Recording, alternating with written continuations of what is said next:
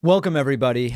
So things in the Russian invasion of Ukraine have not gotten any better over the weekend. And I'm going to tell you what's been taking place and talk about what might be the most likely path towards de-escalation, given the personalities involved, particularly the personality of Vladimir Putin, and given what we have seen so far. But in order to have the conversation about how we might get out of this, we have to understand how escalated things have gotten and how committed to some degree Vladimir Putin is about pushing forward. And a major sort of, I hesitate to use the term red line because red line has had so many particular meanings in foreign policy over the last 15 years in the United States, but some kind of Rubicon has been crossed over the weekend with the start of Russian attacks on Ukrainian nuclear power plants and the concerns over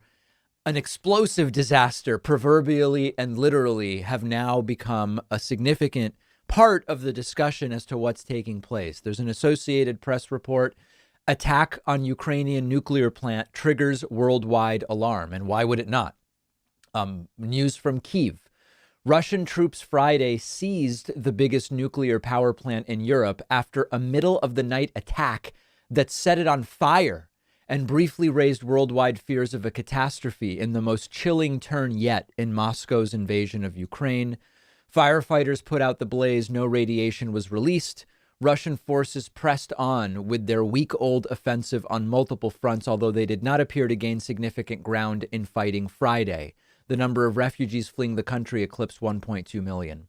One of the realities that we have to sort of accept at this point is that this, Pyrrhic victory may be too far, but the way in which Ukraine is now reacting to the attacks, if the invasion is ultimately going to be successful for Vladimir Putin, and of course I hope that it's not, and I still believe that there's a good possibility that it's not, Putin is going to succeed in taking some extraordinarily damaged territory. And what I mean by that is, when you consider the destruction to infrastructure that the Russian troops seem totally willing to make when it comes to nuclear power plants, roads, important government buildings, etc. And when you consider the refugee exodus from the country and the further damaging effect that that's going to have, if there aren't people to take care of things, then it's going to get even worse.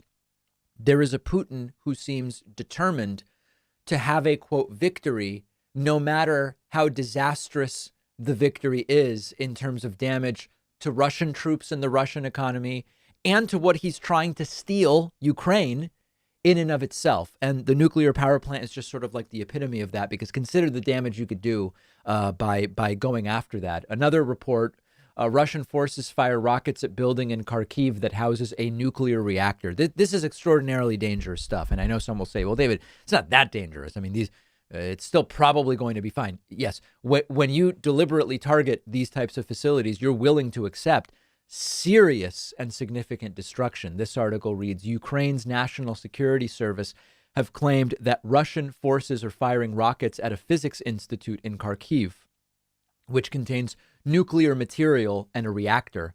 Footage purportedly shows the moment a missile hits the Kharkiv Institute of Physics and Technology, which houses the reactor. No immediate reports of damage to the nuclear materials inside. So one very important question now becomes, what is the off-ramp? Let's concede a situation where Putin is unable to take Ukraine successfully in a short period of time. Given the size of the Russian forces and the seeming determination of, for example, Joe Biden not to send troops in, which I support, to be clear, given all of that, it's not unlikely that if this did last at this scale, months or longer, that at some point Russia would, quote, win Ukraine in the sense of stealing it. But it's not coming easily. And we're going to talk about that more. And given that, what sort of circumstances would be the most likely to get Putin to say, I'm going to back off now? Well, the first and the most important thing is Putin will back off seemingly if he's dead or if he has some face-saving way of backing off. Given that an attempted assassination does not appear to be the policy of any country that's been asked about it so far, and we will get to that because there was a big story on that over the weekend.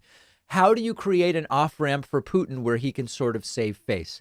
The best kind of average of everything that we know going on would be you have to make it as difficult as possible for Russia to make progress while making it as economically damaging as possible.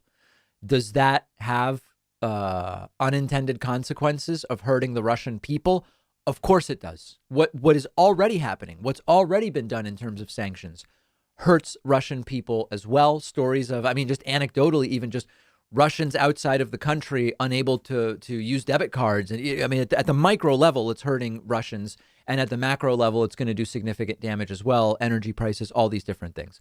But it seems as though what you short of sending troops in to Ukraine and starting to fight a ground war of sorts, you need to continue sending support to Ukrainian troops and what are at this point significantly volunteers as well. Allow them to slow the progress of Russian troops as much as possible.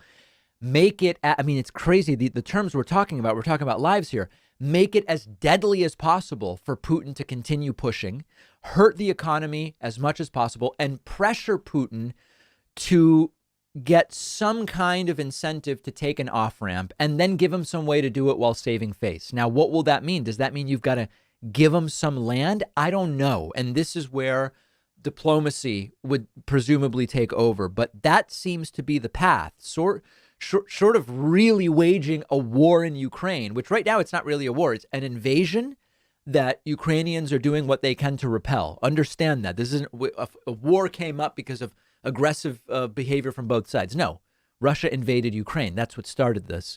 There has to be some path that will suit Putin's personality. And I don't know what that is. But this isn't stopping Putin from trying to knock out the president of Ukraine, Zelensky. And that's what I want to talk about next.